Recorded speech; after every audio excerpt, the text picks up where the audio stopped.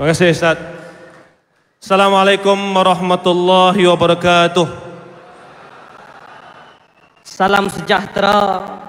Bismillahirrahmanirrahim. Alhamdulillahi rabbil alamin. Wassalatu wassalamu ala asyrafil anbiya wal mursalin wa ala alihi wa sahbihi ajma'in. Yang saya hormati Tan Sri Tok Guru, Datuk Sri Tuan Ibrahim, Datuk Idris, Datuk Yang Amat Berhormat, Datuk Panglima Perang, kepimpinan Perikatan Nasional di semua peringkat, saudara-saudari, sahabat-sahabat yang hadir pada malam ini. Sedar atau tidak, sepanjang tempoh setahun yang lalu, kita telah melalui satu landscape politik yang amat berbeza sekali. 19 November tahun lepas merupakan satu titik dalam sejarah Malaysia di mana sebuah parti yang baru saja ditubuhkan sekitar 2 tahun, Perikatan Nasional yang mempunyai PAS, Persatu Gerakan sebagai komponennya, telah berjaya memenangi keseluruhan 74 buah kerusi parlimen. Itu belum masuk lagi kalau kita kira kerusi yang seharusnya kerusi bersatu di negeri Sabah.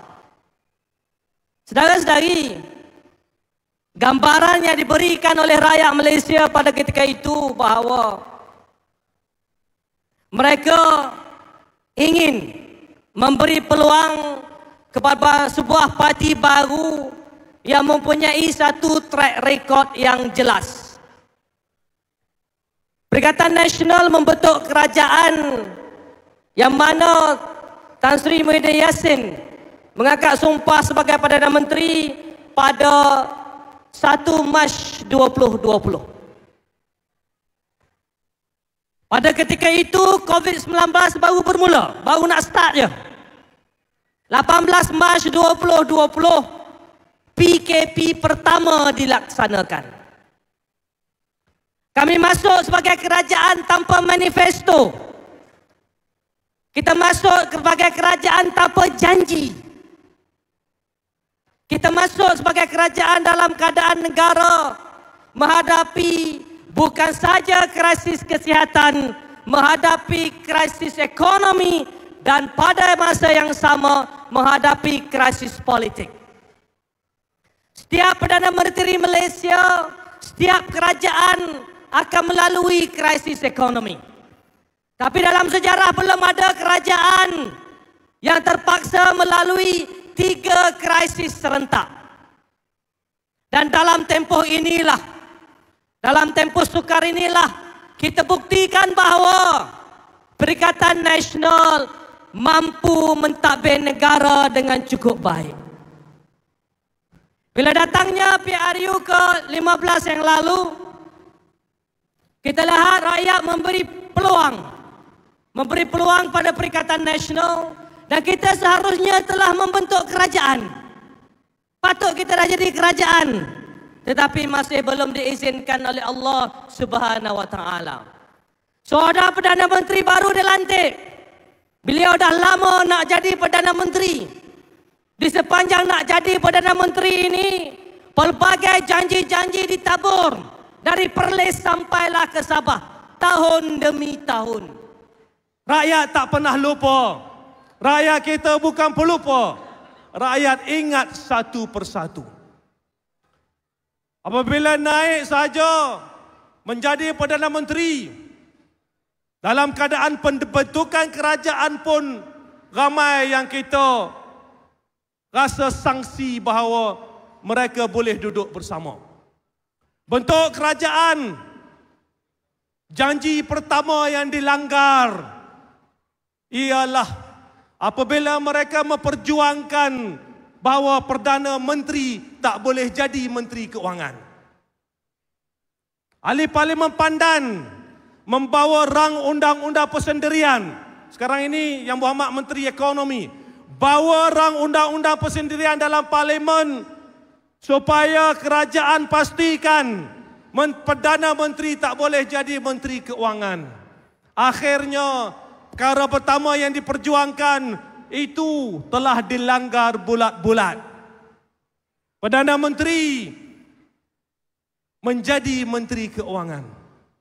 Dalam sejarah Malaysia, bila Perdana Menteri menjadi Menteri Keuangan, akan ada Menteri Keuangan kedua. Datuk Seri Mustafa Mohamed pernah jadi Menteri Keuangan kedua. Arwah Tan Sri Jamaluddin Jarjis pernah menjadi Menteri Keuangan kedua. Datuk Seri Husni Hanazlah pernah menjadi Menteri Keuangan kedua. Datuk Seri Johari Ghani pernah menjadi Menteri Keuangan kedua. Kerana apa? Kerana tugas Menteri Keuangan ini adalah amat berat. Banyak perkara-perkara yang perlu diselesaikan oleh Menteri Keuangan. Kalau Menteri Keuangannya hari ini keluar ke situ, hari ini keluar ke sini. Dan seperti mana Tun cakap, hari-hari membuat ucapan, bila masa nak buat kerja. Orang kata dah ada 2 timbalan menteri cukup. Tak cukup.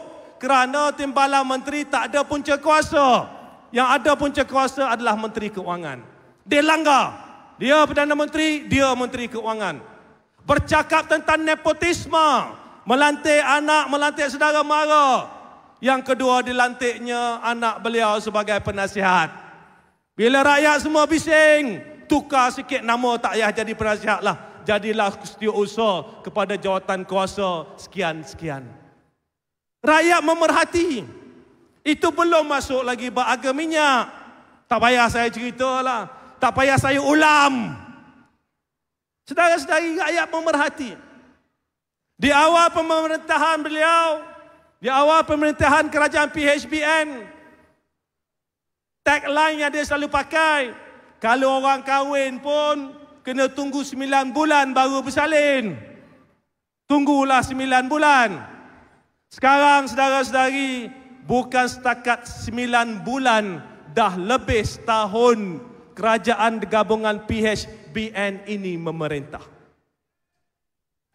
Adakah harapan rakyat, harapan mereka-mereka yang terlibat dalam reformasi sebelum ini telah dipenuhi dalam tempoh setahun ini?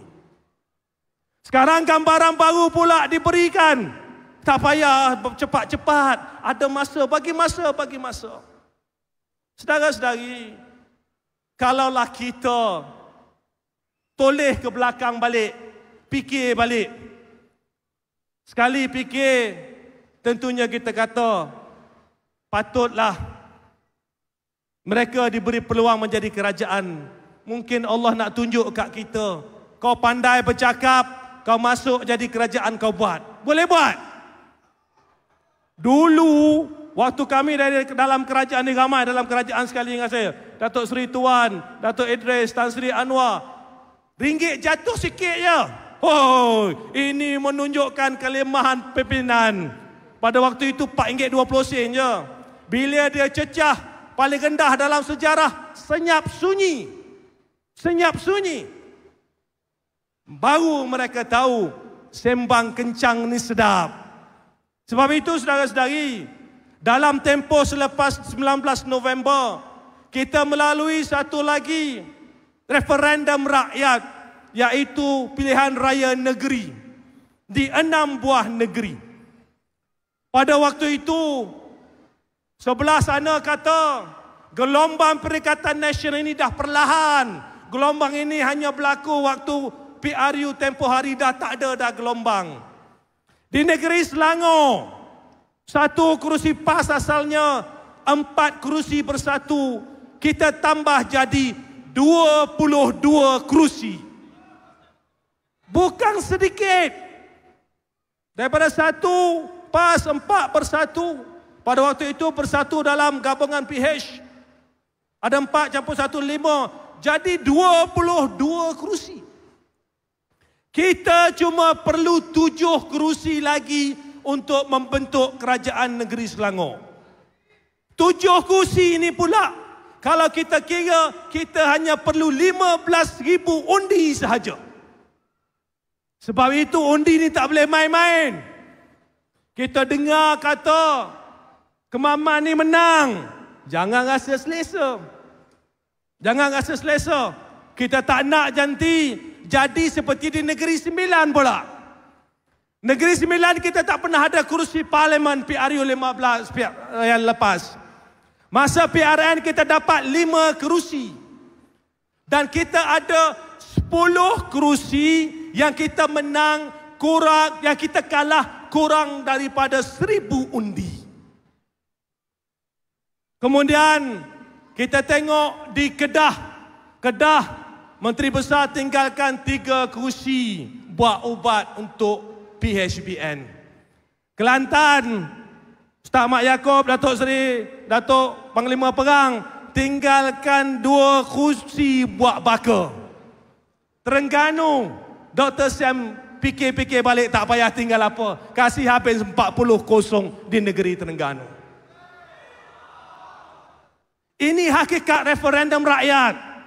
Masuk pilihan raya kecil, tak payah cerita pilihan raya kecil Kuala Terengganu. Di Pulai, di Simpan Jeram, ya kita kalah. Tetapi mengambil kira jumlah pengundi yang keluar, kita sebenarnya mendapat peningkatan undi yang amat-amat baik.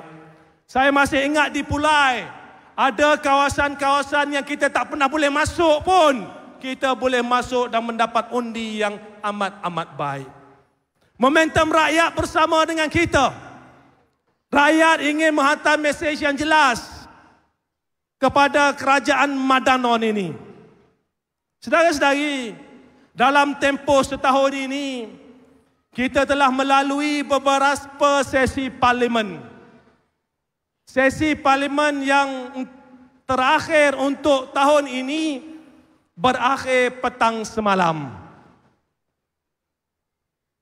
Saya sepanjang mengikuti politik Malaysia, bila bercakap tentang sesi parlimen, kita boleh lihat sahabat-sahabat kita daripada UMNO dan Barisan Nasional bangun mempertahankan pelbagai perkara berkaitan dengan kesejahteraan rakyat. Mereka bangun membangkitkan pelbagai perkara berkaitan dengan orang Melayu dan Bumiputera. Tapi dalam sesi kali ini, saudara-saudari, sunyi sesunyi-sunyinya. Kami ahli-ahli Parlimen Perikatan Nasional sebagai contoh banyak bertanya soalan tentang Felda. Felda ini merupakan satu komponen penting dalam pembentukan sosioekonomi Malaysia. Sebarang yang berlaku pada Felda, jika kita tidak ambil serius, boleh memberi kesan pada negara dan keseluruhannya. Sebab itu ramai antara ahli-ahli Parlimen Perikatan Nasional bercakap berkaitan dengan Felda dalam Parlimen. Sampai masa penggulungan, Felda pada hari ini diletakkan di bawah Jabatan Perdana Menteri. Yang membuat penggulungan tempoh hari adalah Yang Berhormat Ram Karpal, Timbalan Menteri. Saya terpaksa bangun 2 kali. 2 kali Yang Berhormat tolong jawab pasal Felda. Banyak orang tanya soalan pasal Felda. Kat luar peneroka bertanya, generasi kedua bertanya, generasi ketiga bertanya.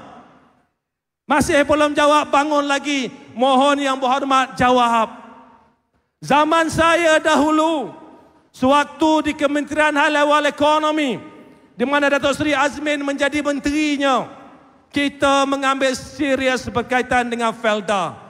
Kita sediakan kertas putih Felda, ingin memastikan bahawa Felda ini dapat terus membangun bersama dengan pembangunan negara. Yang menghapuskan hutang Felda adalah di zaman Tan Sri Muhyiddin Yassin. Orang Felda ingat, kita berjuang. Sekarang ini saudara-saudari, sahabat-sahabat kita segan nak bercakap, segan nak berjuang. Selain daripada itu, beberapa bulan lepas, Lembaga Tabung Angkatan Tentera LTAT, yang mana pengurusinya adalah calon bagi Kemaman ini, LTAT membuat keputusan untuk menjual saham yang dipegang oleh Lembaga Tabung Angkatan Tentera dalam Bostad Plantation.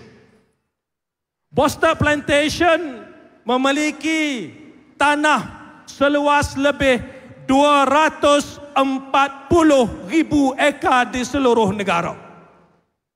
Bila kita tahu LTAT ingin mengurangkan pegangannya, tak menjadi lagi pemegang saham terbesar pemilik kepada Bostad Plantation, kami ahli-ahli Parlimen Perikatan Nasional bangkit pesan kepada Menteri Keuangan, Menteri Pertahanan. Tahu siapa Menteri Pertahanan? Menteri Pertahanan ni timbalan Presiden UMNO. Kalau zaman dulu saya rasa, zaman-zaman UMNO memperjuangkan orang Melayu, pantang nak sentuh lebih 240,000 ekar tanah ini. Menteri Pertahanan sendiri, kami terpaksa merayu pada Menteri Pertahanan, Yang Berhormat Menteri, jangan sekali-kali jual tanah ini. Jangan sekali-kali jual pegangan dalam Bostad Plantation. Kalau masalahnya adalah masalah pengurusan, jangan mangsakan tanah-tanah yang diberikan kepada bekas-bekas anggota tentera untuk hari ini dan untuk masa-masa yang akan datang. Pengurusinya adalah calon untuk PRK Kemaman ini. Sebab itu saudara-saudari, jangan hantar orang UMNO dalam parlimen. Mereka takkan memperjuangkan rakyat. Mereka takkan memperjuangkan orang Melayu dan Bumiputera. Jangan hantar. Jangan tambah satu lagi suara yang duduk senyap menikus kerana takutnya kepada DAP. Sekarang ini, kalau kita bercakap tentang bangsa, kalau kita bercakap tentang agama, kalau kita bercakap tentang Melayu, kalau kita bercakap tentang Bumiputera, kita dianggap sebagai kolot kononnya. Mereka cuba tanam, tak boleh cakap tentang bangsa, tak boleh cakap tentang agama.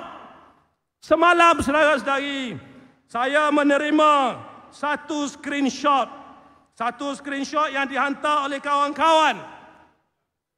Screenshot ini diambil daripada Facebook Tan Sri Lim Kek Siang. Saya ingatkan tak betul. Saya ni susah nak percaya. Saya pun pergilah tengok betul ke dia tulis macam gini. Yang ditulis saya baca. Perlembagaan Malaysia menjanjikan impian Malaysia dan bukannya impian etnik tunggal. Memandangkan perlembagaan ini tidak menghalang seorang bukan Melayu dari menjadi seorang Perdana Menteri. Kenapa perlu bangkitkan perkara ini? Kenapa perlu bercakap tentang impian Malaysia? Tak fikir tentang impian orang Melayu. Nak melihat orang Melayu jadi Perdana Menteri. Kenapa perlu bercakap tentang perkara begini? Kenapa tak ada sebelah UMNO bangkit cakap perkara ini sensitif? Tak ada. Sebab itu saudara-saudari, saya sentuh perkara ini kerana saya melihat bahawa DAP telah melihat sokongan orang bukan Melayu kepada kerajaan Madanon pun dah menurun. Ahli-ahli perniagaan dah mula merasai kesan daripada berada setahun di bawah kerajaan Madanon. Sembang banyak, betul. Sembang menggunakan terma-terma yang bunyi dia sedap, betul. Sembang macam-macam. Sembang kencang. Tapi kalau ditanya sedikit soalan dalam parlimen, mula nak koyak. Siapa tengok perbahasan Menteri Pendidikan? Saya ada dalam Dewan. Saya sebagai mantan Menteri Kanan Pendidikan, saya jangan berangun bertanya soalan untuk Kementerian Pendidikan. Kerana apa? Saya ingin memberi ruang kepada menteri menjalankan tugas. Dah sampai tempoh setahun, nampak menteri dah lara sangat. Duk sembang kencang, duk tengok tandas hari-hari, perkara-perkara dasar lain tak dilihat. Maka mulalah kita perlu bercakap. Sebab itu bila saya bangun bertanya soalan, kemudian Yang Berhormat Air Hitam Presiden MCA. Ini Presiden MCA. Seorang ahli politik kanan, seorang ahli politik senior. Bangun ni. Yang Berhormat Menteri, saya nak tanya soalan sedikit. Belum apa-apa lagi. Yang Berhormat Menteri dah ketuk meja. Tak payah jawab. Saudara-saudari, kami dulu jadi kerajaan, hari-hari kena belasah. Tanyalah. Tan Sri Anwar apa pernah kena sewaktu inflasi, jihad inflasi sebagai contoh. Semua ni kami ni pernah kena. Saya ni pernah kena. Hari-hari buka sekolah kena belasah, tutup sekolah kena belasah, buat periksa kena belasah, tak buat periksa kena belasah, buka asrama kena belasah. Ada kita koyak? Tak ada. Kita sedar bahawa kita faham dan nyut nadi rakyat. Tapi sekarang ini mereka terlalu selesa. Mereka rasa bahawa rakyat masih sokong mereka. Bila Merdeka Center buat kajian kata sokongan terhadap Perdana Menteri merudum. Bukan, tak merudum. Jadi esok semua pengundi-pengundi Kemaman pastikan teruskan gelombang ini. Tunjukkan pada Kerajaan Madanon bahawa bukan saja orang Kemaman bakal mewakili seluruh Malaysia. Tunjukkan pada Kerajaan Madanon mereka merupakan sebuah kerajaan yang gagal. Kami inginkan satu perubahan. Kami ingin kerajaan membuat sesuatu perkara yang jauh lebih baik. Dan insya-Allah dengan sokongan yang ditunjukkan oleh sahabat-sahabat sekalian, dalam politik ini kita tak tahu, mungkin sampai masanya satu hari Perikatan Nasional akan kembali ke Putrajaya. Sekian, Assalamualaikum warahmatullahi wabarakatuh.